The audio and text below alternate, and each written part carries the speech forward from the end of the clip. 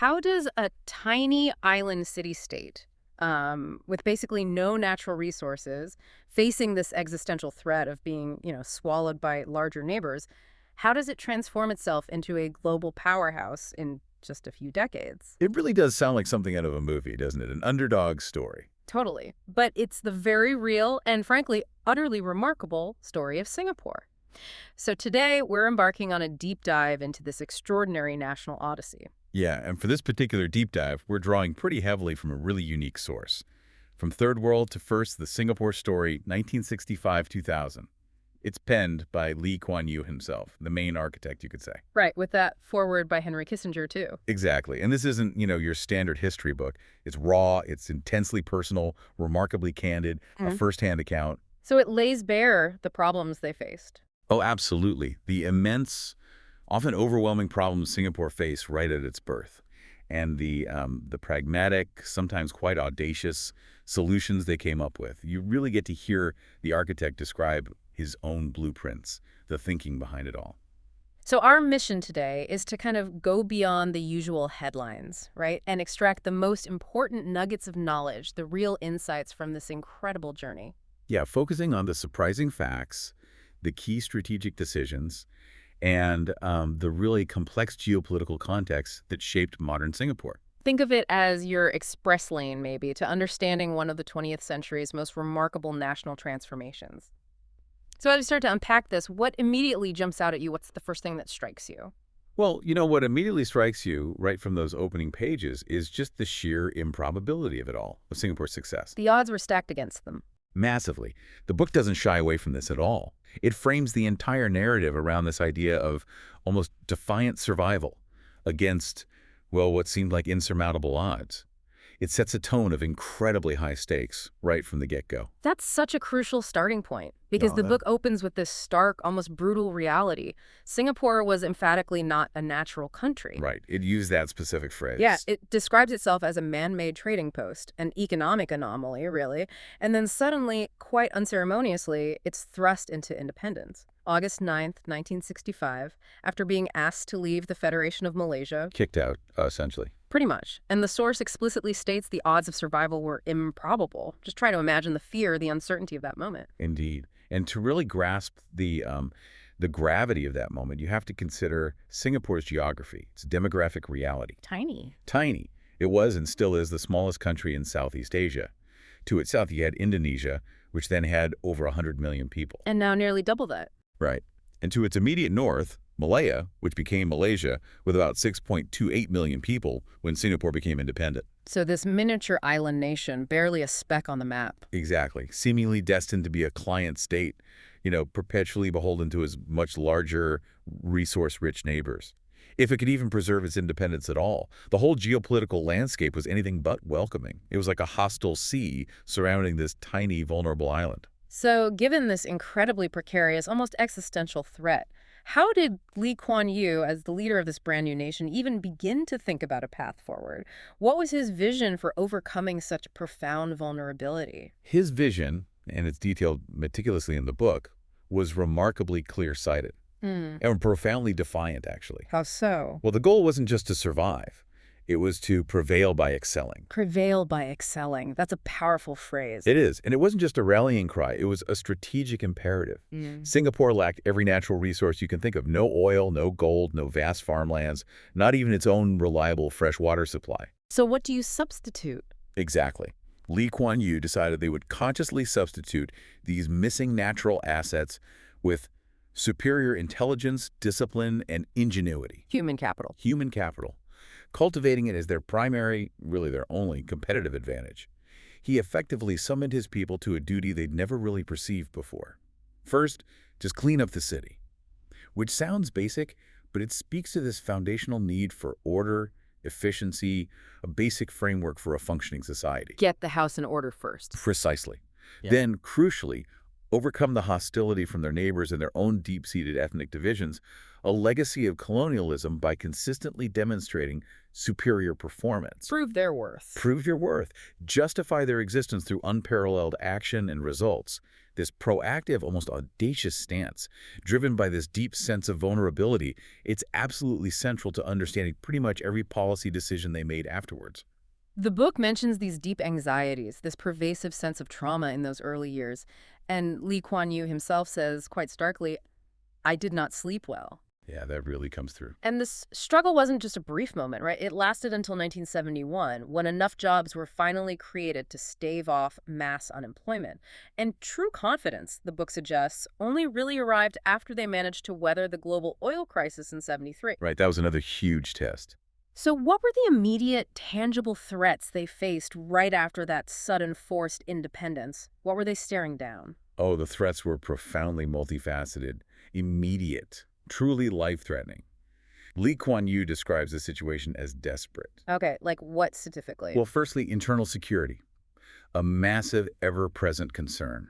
There was a very real risk of a coup instigated by racial fanatics and what the book calls Malay ultras in Kuala Lumpur. People who didn't want Singapore to succeed independently. Exactly. Many Malay leaders, the book notes, genuinely believe Singapore should have been clobbered into submission, not allowed to separate. This ideological hostility, plus actual threats, meant immediate, significant security increases for Lee Kuan Yew and his family. The unpredictability of these racial threats was seen as distinct, maybe even more dangerous in some ways than the more calculated threats from communists. It was this internal yet external vulnerability just gnawing at them. Wow. Okay, what else?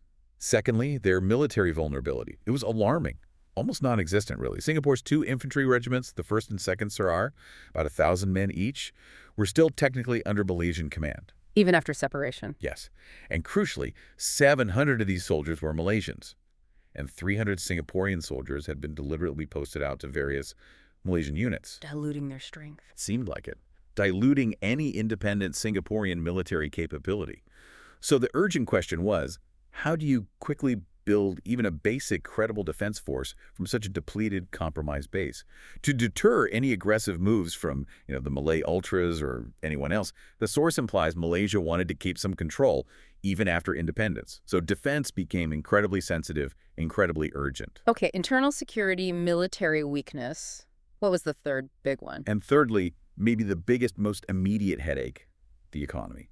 Indonesia was actively engaged in confrontation.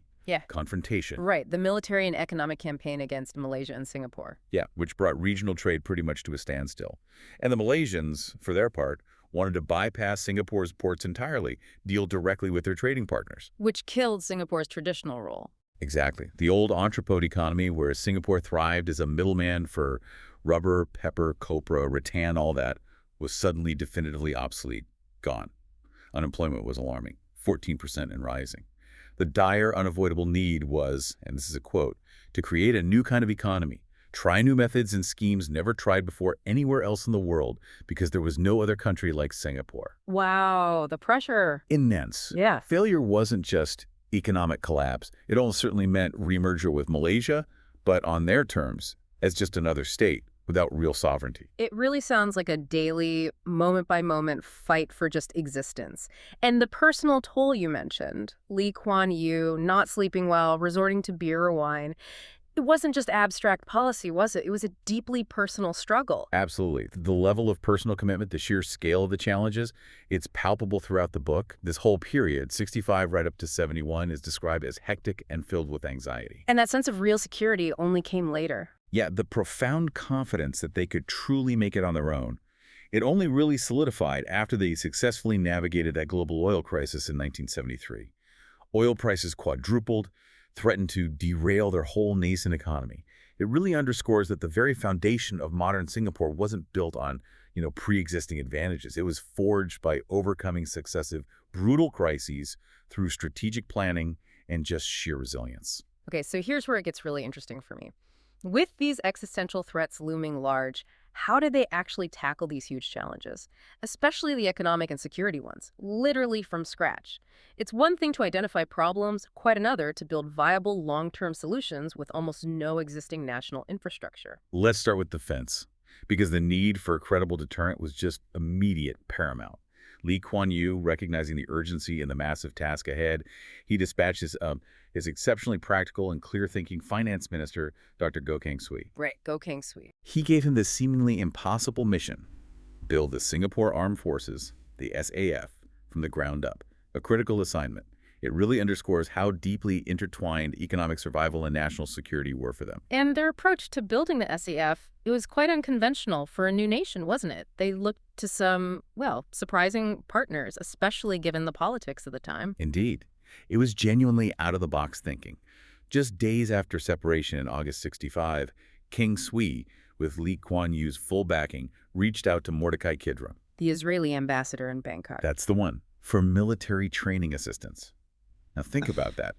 A fledgling Southeast Asian nation, predominantly Malay and Chinese population mix, seeking help from Israel in the mid-1960s. Highly unusual. Highly, Kidron flew in immediately. And the Israelis provided crucial help, not just with, say, naval buildup, but maybe more significantly, in imparting the military doctrines their own defense was based on. A total defense strategy, emphasizing citizen participation, national resilience. So it wasn't just about hardware. No, it was doctrine, strategy. This rapid assistance meant that by September 1970, Singapore had one squadron of 16 Hawker Hunter fighter jets operational. 2 squadrons of fast patrol boats were up and running in less than 2 years. The New Zealanders helped train their sailors, too. So getting a visible capability quickly was key. Absolutely vital, not just for the morale of their own people, but to signal to their larger, often skeptical neighbors that Singapore was not defenseless. It wouldn't be an easy target. And there was that sensitive issue about integrating Malays into the SAF, too, right? Yes, a very sensitive but vital issue. Given the concerns about Chinese chauvinism and communism coming from their Malaysian neighbors and needing to manage their own multiracial society, a very deliberate plan was put in place. To do what? To gradually reduce the proportion of Malays in certain key military roles over several years while recruiting more non-Malays. It was a delicate balancing act entrusted to a carefully selected team. It just highlights the intricate social engineering that was happening even within military policy. And ensuring brain power matched the hardware. Critical. They considered intellectual capability just as important. The SDAF actively recruited the best students through highly competitive SAF scholarships. Foresight, really, ensuring they had a highly intelligent, adaptable officer corps. And some of those scholars went on to high office. Exactly. 4 former SAF scholars, including Lee Kuan Yew's eldest son, Lee Hsien Loong, later rose to senior positions, became cabinet ministers. Shows the success of that talent pipeline. And the training space issue. Singapore's tiny. A severe practical constraint. So in 1975, a major breakthrough. President Chiang Ching-kuo of Taiwan allowed their infantry, armor, and artillery to train there. This sustained, almost obsessive focus on both the hardware and the human intellect to wield it effectively, that was a hallmark of their defense strategy, born out of profound vulnerability. And then the British withdrawal, which we touched on, that added another massive layer of complexity, didn't it? Not just losing a protector, but a huge economic contributor, too, a double blow. Absolutely. Well, the British PM Harold Wilson initially gave some assurances in '66, that forces would stay east of Suez. Those assurances didn't last. No. George Brown, the foreign secretary then, was openly, adamantly insistent on pulling out of Southeast Asia. Sooner the better. This policy reversal, right when Singapore was still finding its feet, was a critical blow. Because the bases were economically vital. Hugely vital. British bases contributed something like 20% of Singapore's GDP at the time. Thousands of jobs, a significant boost to the local economy. The complete withdrawal, finalized for 1971, was this massive economic challenge, and maybe more critically, a huge confidence challenge. So what did they do? Lee Kuan Yew and Goh Keng Swee immediately agreed, and this is a quote again, they had to build up a visible defense capability as soon as possible to prove to their own people, and crucially to their neighbors, that Singapore wasn't defenseless, wouldn't just collapse or be easily intimidated. They tried lobbying the British. They did. Tried to lobby labor backbenchers, explain the shifting geopolitical scene in Asia and Africa, Nehru dead, Sukarno discredited, but the British seemed set on their course. Left Singapore to fend entirely for itself. This unexpected turn just amplified their resolve, accelerated their self-reliance efforts. Okay, so with security being tackled with such, well, ingenuity, what does this all mean for the economy? How do they manage that massive, almost impossible shift from a dying entrepot model to a dynamic manufacturing and financial hub, virtually from nothing? This raised the absolutely fundamental existential question. How would people make a living when their traditional economic model had just vanished? Those go-downs, the warehouses, once bustling with raw materials coming in, going out, they wouldn't get them anymore from a hostile Malaysia and Indonesia. So where did they start? Well, the path began with crucial pragmatic advice from Dr. Albert Winsemius. The Dutch economist. That's right. He'd helped rebuild the Netherlands after World War II. He advised focusing on 4 key industries Singapore could realistically develop: shipbreaking and repair, metal engineering, chemicals, and electrical equipment and appliances. He saw their location and disciplined workforce as assets. And the Economic Development Board, the EDB? Instrumental. Absolutely key in turning that vision into reality. Han Sen, its first chairman, was given the brightest and best scholars returning from overseas universities to staff it. Again, that emphasis on intellectual firepower, dedicated to economic transformation. And Jurong Industrial Estate, that was controversial, wasn't it? Hugely. A massive land reclamation project. Critics initially scoffed at it, called it Go's folly, because it was swampy, seemingly unusable terrain. But remarkably, it transformed into this humming center of industrial activity, a testament to their long-term vision and engineering skill. Was there a specific turning point? A crucial one came with Texas Instruments visiting in October 1968. Their glowing reports about the workforce discipline, stable government, strategic location quickly attracted other American electronics companies. Why Singapore over, say, Hong Kong or Taiwan then? Well, this was significant timing. Investors viewed Taiwan and Hong Kong as potentially too close, too vulnerable to Mao's Cultural Revolution, which was in full chaotic swing.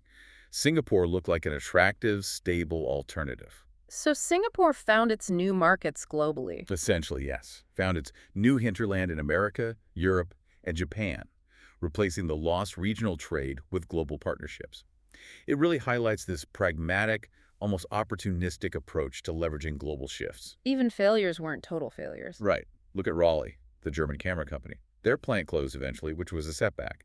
But the 4,000 workers they'd trained in precision engineering, they became an invaluable skilled labor base for the disk drive industry that boomed in Singapore in the 1980s. This capacity for resilience, learning from setbacks, adapting swiftly, that was key to their economic metamorphosis. The book also details this audacious goal, becoming a financial center, which, as you said, was considered mad back in 1965, given they had no natural financial infrastructure. What were the specific, maybe non-obvious foundations for this incredibly ambitious move? It truly was a bold gamble, a conscious decision to defy conventional wisdom. The foundations for Singapore's rise as a financial center weren't natural advantages like a huge domestic market or oil wealth. They were very deliberate, almost engineered strengths. Okay, like what? First and foremost, the rule of law. Supported by an independent, incorruptible judiciary and a stable, highly competent, and scrupulously honest government.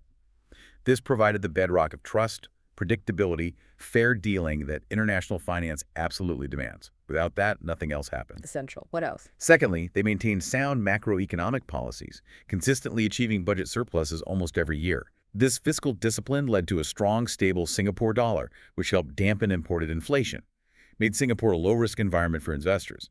Financial prudence was paramount. Prudence seems like a key word. Definitely. Which leads to the third point, regulatory prudence, a hallmark of their cautious approach. The Monetary Authority of Singapore, the MAS, their central bank, was highly selective about who they let into their financial ecosystem. Any examples? The book gives some good ones. They outright rejected a prominent London investor, Jim Slater, in '72. His aggressive financial practices were seen as too risky. Later, they repeatedly rejected the National Bank of Brunei in '75 and again in '83. Why? It wasn't about rejecting capital. It was about prioritizing sound financial practices, preventing potential irregularities.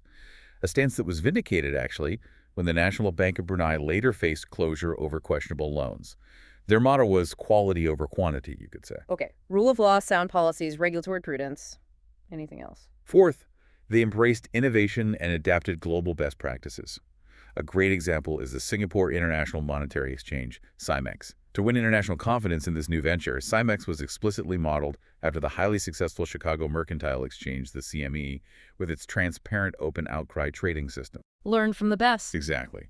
Adopt proven models from established global centers, rather than trying to reinvent the wheel. And finally, a long-term vision. Institutions like the Government of Singapore Investment Corporation, GIC, set up in 1981. Its main goal wasn't maximizing immediate, speculative returns. What was it then? To prudently protect the value of national savings and achieve a fair, sustainable return over the long haul. ensuring intergenerational wealth, stability. This long-term horizon let them weather short-term storms. The book points out that fascinating contrast with Hong Kong here. Singapore, often seen as over-regulated, what is not expressly permitted is forbidden, while Hong Kong was the opposite. What is not expressly forbidden is permitted. Quite a philosophical difference. That contrast is profoundly telling, yeah. It highlights a core difference in their strategic thinking. The source basically attributes Hong Kong's flexibility, its laissez-faire approach, to its deep British backing, a luxury Singapore completely lacked after that abrupt, contentious split from Malaysia. So Singapore felt it needed tighter controls. Its leaders firmly believed that without a powerful colonial umbrella, they needed stringent regulations, uncompromising integrity to inspire confidence, prevent financial instability, which could quickly bring down their fragile economy. They saw tight control as a form of self-preservation. And the 1997 Asian financial crisis. That was the big test. The robustness of this over-regulated system, as some called it, was profoundly tested and ultimately vindicated. While many regional economies faltered, currencies plummeted, stock markets collapsed. Not a single bank in Singapore faltered. Wow. Its sturdy banking regulations let it withstand massive capital outflows. It showed extraordinary resilience, made it a useful interlocutor for the U.S., a beacon of stability in a volatile region. That crisis unequivocally showed that their overregulated market, from their perspective, wasn't a weakness. It was a fundamental strength that saved them from regional contagion. Maybe less immediate speculative growth, but greater long-term stability and security. That was the trade-off. Beyond the economy and defense, the book reveals this deep, almost obsessive focus on societal structures, citizen well-being. It clearly wasn't just about GDP figures. It was about meticulously creating a cohesive, functional, self-reliant society. How did they tackle things like endemic labor unrest, build a social welfare system, and, maybe most strikingly, achieve that audacious goal of a clean, corruption-free government? Labor relations were an immediate, critical challenge. That period between July 61 and September 62, even before full independence, saw an astonishing 153 strikes in Singapore. 153 strikes in just over a year. Yeah, absolutely unsustainable for a tiny nation fighting for survival. So what was the approach? A deliberate, firm move away from what they termed pernicious British-style trade union practices. What did they mean by that? They saw it as confrontational, ideologically driven strikes that often paralyzed industries, stifled productivity, heavily influenced by communist elements. So they made a concerted effort to neutralize communist influence in the labor movement. The government made it unequivocally clear that it could not allow any union to jeopardize Singapore's survival. Strong words. Any examples of that? Lee Kuan Yew, for instance, in '67, personally confronted a union leader, warned him that 7,000 of his members, who were Indian nationals, could lose their jobs if they struck because they now needed work permits. He also highlighted the, quote, immorality of pushing for excessive overtime when thousands of citizens were jobless, a stark lesson in national priorities over group demands. So how did they change the unions? The National Trades Union Congress, the NTUC, was transformed from a confrontational body into a cooperative partner. Key leaders like Devon Nair play a crucial role, tirelessly teaching basic economics to union members, instilling the principle that wage increases had to be tied to productivity gains, not just demands. Bringing unions, government, and employers together. Exactly. This innovative tripartite National Wages Council, the NWC, became a resounding success, fostering industrial peace, not conflict. The deep, palpable sense of national crisis made it possible to fundamentally shift those entrenched union attitudes towards collaboration. And the results? Unemployment plummeted from 14% in '65 to just 1.8% by 1997. Real wages increased by just under 5% annually for 25 years. This stability allowed Singapore to weather the '97 Asian financial crisis with remarkable resilience. Only a temporary bump in unemployment to 3.2% in '98.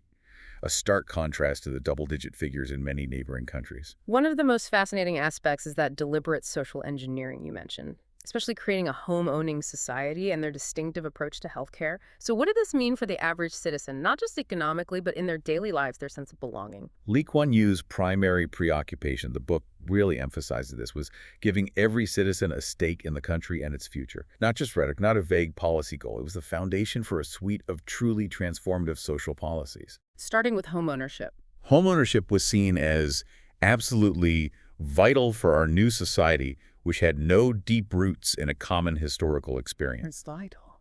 The rationale was profoundly pragmatic.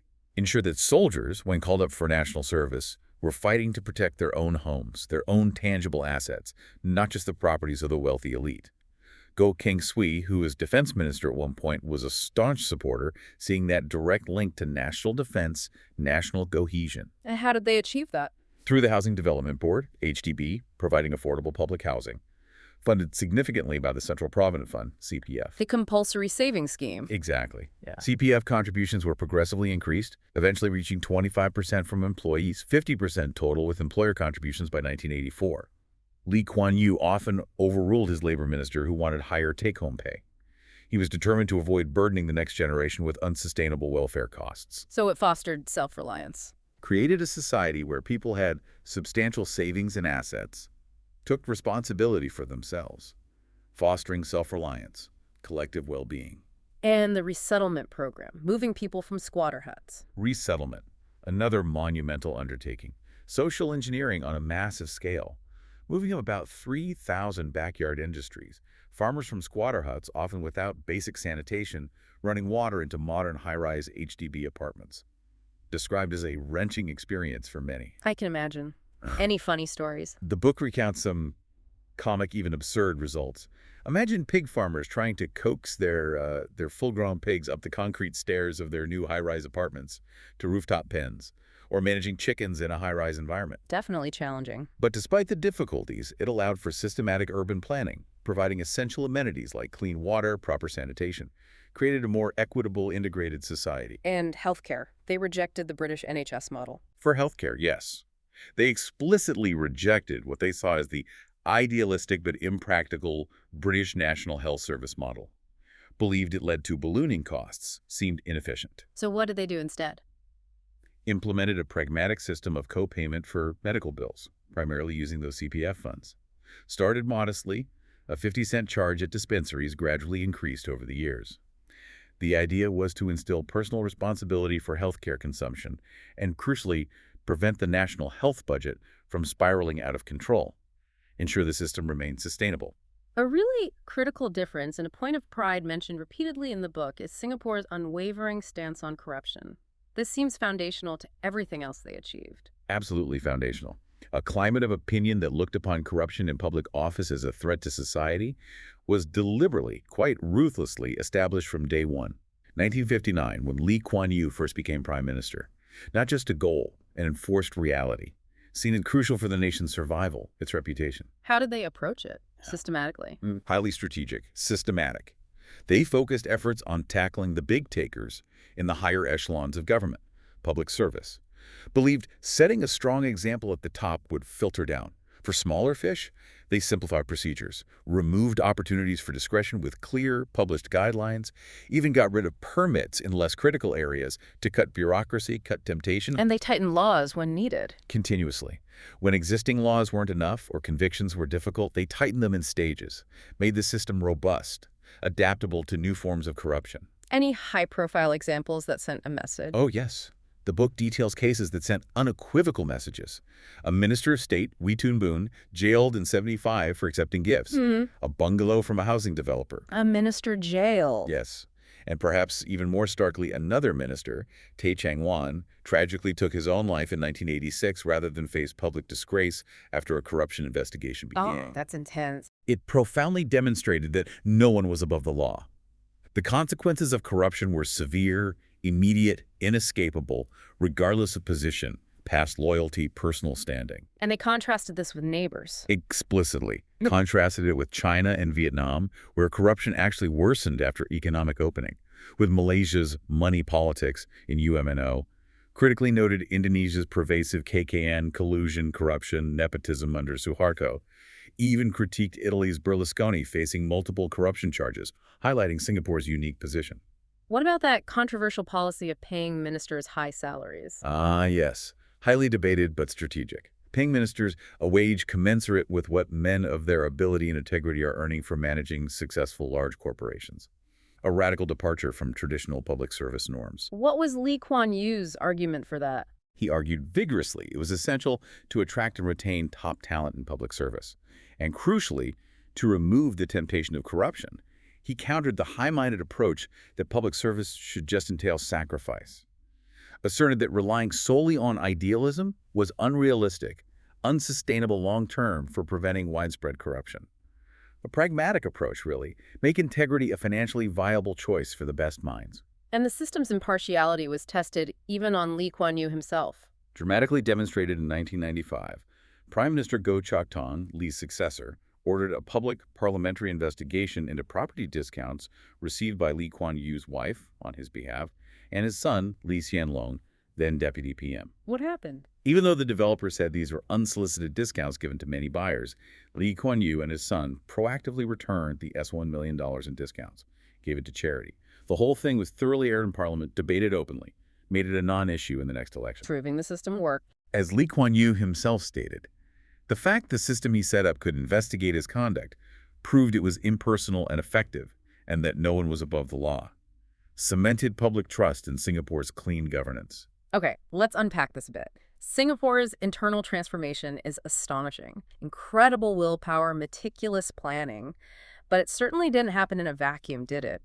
How did they manage relations with their immediate neighbors, especially Malaysia and Indonesia, after such a contentious, abrupt separation? These were deeply personal, often hostile relationships. The pressures after separation were, described as relentless. Yeah. A very early telling indicator of the ongoing tension was the failure of the common currency agreement with Malaysia in '67.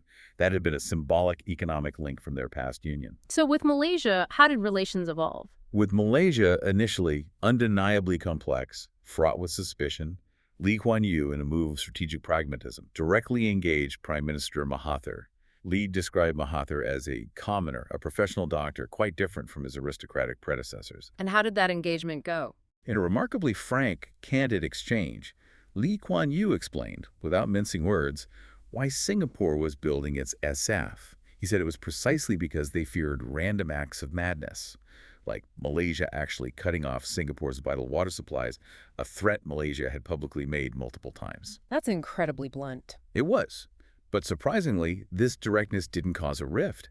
It actually helped build a peculiar degree of trust, a more businesslike, if still strained, working relationship between them. But challenges remained. Oh, fundamental challenges persisted. Malaysia frequently imposed levies on Singapore's port, reduced import duties to bypass Singapore, trying to starve its traditional entrepot economy, even violating gate rules sometimes.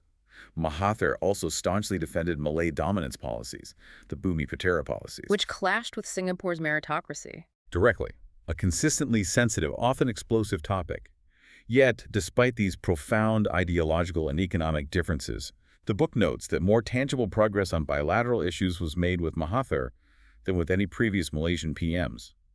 Highlights the value of their frank, albeit often contentious, dialogue. What about Indonesia? Given the recent confrontation bombings, diplomatic incidents on Singaporean soil, it must have been even more delicate, potentially dangerous. Indeed, confrontasi was very real, very traumatic for Singapore. The bombing of the Hong Kong and Shanghai Bank on Orchard Road in '64, the sacking of Singapore's embassy in Jakarta. Yet diplomatic relations were established fairly quickly. Surprisingly quickly, yes, in 1966, a testament to both sides' pragmatism.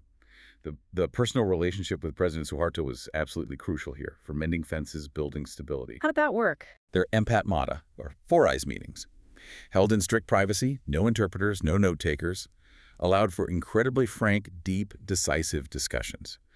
Suharto, a pragmatist himself, greatly appreciated Singapore's consistent, high-quality assistance in rebuilding Indonesia.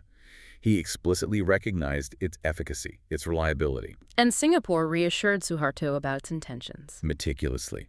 They clarified their geopolitical stance, understood his anxieties, stressed Singapore's predominant interest in the archipelago was simply freedom of passage for their vital maritime lifelines to global markets. And despite being over 75% Chinese, Singapore emphatically asserted it was part of Southeast Asia, would not be used by China or Russia for their geopolitical aims. Alleviating fears of a third China. Exactly. That explicit reassurance was vital for Suharto. And during the '97 financial crisis, Singapore committed a significant US $5 billion to support Indonesia, a powerful gesture of solidarity. While the Clinton administration was pushing democracy and human rights reforms, Singapore discreetly advised Suharto on critical IMF reforms, the urgent need for a capable vice president to restore market confidence. a pragmatic focus on regional stability over ideology. Suharto deeply appreciated that. This raises an important question. How did ASEAN fit into all this complex regional dynamic? Was it truly a cohesive force or more a necessary forum for managing tensions? Asean, formed in '67, explicitly declared economic, social, cultural objectives. But its real underlying purpose, as the book makes clear, was profoundly political: stability and security. How did it achieve that? It served as a critical platform, fostered regional stability precisely through its core principle of non-interference in internal affairs, allowed diverse nations, often with conflicting interests, to coexist, build trust, slowly, surely. Was it ever really tested? A major test of ASEAN's solidarity came with Vietnam's occupation of Cambodia from '78 to '91. Singapore, through its astute foreign minister S. Rajaratnam Raja and his highly effective UN rep Tommy Koh, played a particularly robust, visible role, rallied international support against Vietnam's actions, pushed for a strong, unified front, showed ASEAN's capacity for collective action on major regional security issues. What about economic cooperation within ASEAN? Initially slow, yeah, often hampered by protectionist instincts. But after the collapse of communism, the end of the Cold War, the organization shifted focus. By '92, ASEAN countries were ready to promote a free trade area, ASTA, a goal Singapore, as a free trade island, had long advocated. And the '97 crisis reinforced ASEAN's role. It did. Though devastating for some members, it ultimately underscored the critical need for deeper regional collaboration, reinforced the utility of ASEAN as a mechanism for collective response, proving its worth not just for security but for economic resilience too. Beyond the immediate neighborhood, Singapore strategically engaged global powers. How did they approach the United States, China, Japan? Vastly different ideologies, histories, economic might. Let's start with the U.S. Lee Kuan Yew had, as he described them, mixed feelings about Americans, greatly admired their can-do spirit, ingenuity, entrepreneurial drive. But he also shared that British establishment view that Americans sometimes misused wealth, showed a certain naivete. Believing money could solve everything. Felt they erroneously believed money alone could solve deep-seated complex social problems, racial, religious, linguistic hatreds. Things he knew from Singapore's own experience were far more intractable. But strategically, the U.S. relationship was vital. Crucial. Singapore's support for American intervention in Vietnam, though often unpopular internationally, was key. Lee Kuan Yew argued fiercely it bought valuable time, a decade or more, for Southeast Asian nations to solve their own internal problems of poverty, inequity, without falling to communist insurgencies. He saw U.S. presence as a shield. He recognized, with stark realism, that Singapore's ability to openly criticize China or Russia to maintain its independence was, in his words, a luxury paid for by Americans through their security presence. Did relations change after the Cold War? U.S. interest in Southeast Asia waned somewhat, Yeah. Shifted to other global priorities. This period also saw some friction. The infamous Michael Fay incident in '94, the caning of an American teenager for vandalism, Right, that caused a big stir. made Singapore persona non grata for some American liberals, parts of the media. They expected Singapore to naturally become more like America in its legal social norms as it developed economically. But relations improved again. Warmed significantly after the '97 crisis. Singapore's strong rule of law, stable governance, sturdy banking regulations made it an incredibly useful, reliable partner for the U.S. in addressing regional instability, coordinating recovery efforts. Pragmatism ultimately trumped ideological differences. What about China? Given Singapore's predominantly Chinese population, that must have been uniquely complex from the start. Historical baggage, ideological divides. Oh, the relationship with China was described as long, complex, and unequal. Initially, Beijing didn't even recognize independent Singapore, saw it as just an appendage, Called it part of Malaya. referred to it as a part of Malaya, and in '68 launched those vitriolic radio broadcasts calling Lee Kuan Yew a running dog of U.S. and British imperialism, a deeply hostile posture. So what changed? China's stance quietly but significantly changed in late 1970. Driven by its pressing need to counter Soviet expansion into Southeast Asia after border clashes with the USSR. And Lee Kuan Yew's visit in '76. A watershed moment. He was notably accompanied by a Tamil foreign minister, a Malay parliamentary secretary. A deliberate move. Emphasize Singapore's multiracial identity, prevent any perception of it being a third China or a Chinese proxy that would have deeply concerned Malaysia and Indonesia. He confronted them on supporting communist insurgencies. With characteristic directness, yes. Confronted Premier Hua Guofeng on China's continued party-to-party support for communist movements in Singapore and Malaysia, exposed what he called the sophistry of differentiating this from government-to-government relations. And the danger of appealing to overseas Chinese patriotism. Made a crucial point about that, too. Saw it as a deliberate attempt to subvert their loyalty to their own Southeast Asian governments. This frankness, surprisingly, built a foundation of respect. And the relationship with Deng Xiaoping. Gained a new dynamic then. Lee Kuan Yew described Deng as shrewd, far-sighted, decisive. Deng visited Singapore in '78, reportedly deeply impressed by its order, discipline, economic progress. Famously told his own people to draw from their experience and do even better than them. There's that anecdote about Deng not smoking. Highlights Deng's pragmatism, yeah. When told Lee Kuan Yew was allergic to smoke, Deng notably, unusually for him, refrained from smoking or using a spittoon during their meetings. This engagement eventually led to collaborative software transfer projects. Like the Suzhou Industrial Park. Exactly. Set up in '94, aimed to transfer Singapore's planning, management expertise in urban development, governance to China, not just capital. A unique relationship built on mutual respect, shared pragmatism. And Japan, Asia's first economic miracle, clearly played a role. How did Singapore navigate that complex relationship, especially given the dark history of the WWII occupation? For Lee Kuan Yew's generation, yeah, the deepest imprint of Japan was undoubtedly the horror of the occupation years. Immense brutality, suffering. But by '62, on his first post-war visit, he observed a revitalized Japan, recognized its astonishing post-war economic resurgence, the sheer discipline of its people. Japan became an industrial powerhouse. Rapidly. Mastered production, management, initially catching up in textiles, steel, then moving into high-tech like electronics, computers. Were they generous with technology transfer? The book notes Japan was initially miserly in passing on their technology. Having earned their wealth the hard way, intense internal competition, innovation. So how did Singapore approach that? Chose a pragmatic path. Accepted aid primarily as training, technical assistance. Understood, respected Japanese sentiments rather than demanding large grants that might seem less earned. This focus on skills transfer, not just cash, fostered a more sustainable long-term relationship. And the issue of WWII apologies from Japan. The book thoughtfully notes the shifting approaches of Japanese leadership. While earlier stances were often seen as tough, evasive, later PMs like Miyazawa expressed heartfelt remorse and regrets in '92. Moriyama in '95 offered direct, unqualified apologies to Asean leaders during his visits. A gradual, albeit sometimes difficult, reckoning with their past, which helped foster better relations across Asia, including with Singapore. Finally, let's explore Singapore's unique, often controversial voice on issues like human rights and what became known as Asian values. This is where Singapore truly, quite deliberately, diverged from mainstream Western liberal ideals, isn't it? This is indeed where Singapore drew a very clear line, articulated a distinct philosophical framework.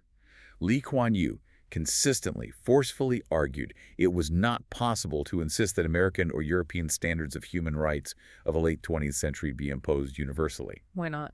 His reasoning was deeply rooted in the belief that different societies had vastly different historical evolutions, cultural contexts, developmental stages, making a one-size-fits-all approach to human rights problematic, even counterproductive. So he promoted Asian values. Articulated a belief in them, yes, stating that Confucian societies, for example, view the individual in the context of the family and society, prioritizing collective good, societal harmony, social order over radical individualism. Contrasting with the West. Contrasted it sharply with what he saw as the Western ideal of individuals allowed to do their own thing, believed that could lead to social fragmentation, weaken moral authority, abandon a shared ethical basis for society. He saw prioritizing the collective as a pragmatic necessity for a fragile, multiracial society to maintain cohesion, prevent internal strife. And how did this apply to press freedom? Singapore maintained that freedom of the press must be subordinated to the overriding needs of Singapore and to the primacy of purpose of an elected government.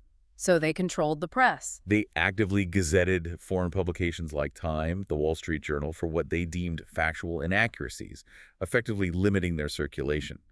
Famously used defamation lawsuits to challenge defamatory untruths, ensured the government's official position was heard, prevented foreign media from influencing domestic debates in ways they viewed as harmful or destabilizing. Which led to criticism. Strong criticisms, naturally, from American liberals, international media. Often described Singapore as antiseptically clean, soullessly efficient, reflected a palpable disapproval that Singapore didn't conform to the American liberal prescription for democracy and development. But Singapore pointed to its results. Despite the criticisms, yes.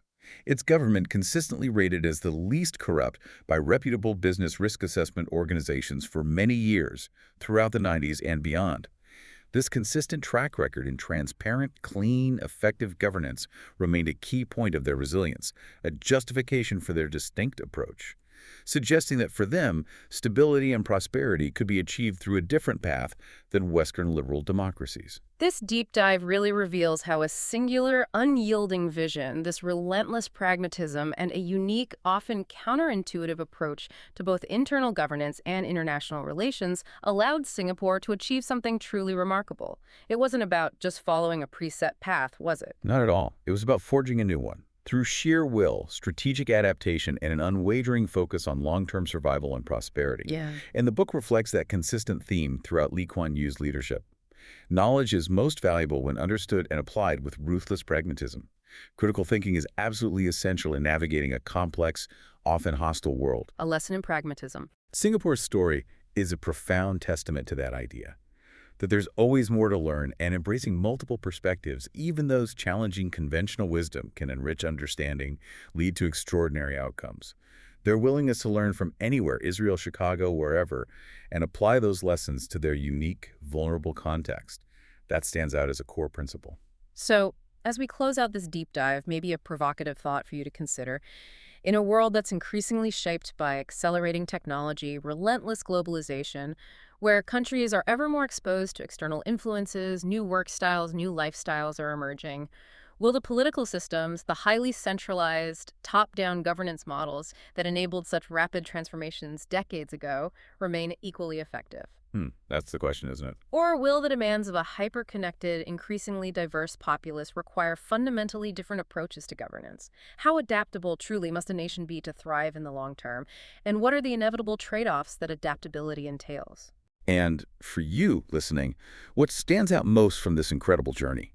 What questions does it raise about the challenges facing nations today, particularly those striving for rapid development, stability, and maybe a distinct national identity in our globalized world? That's all for this deep dive. Join us next time for more insights.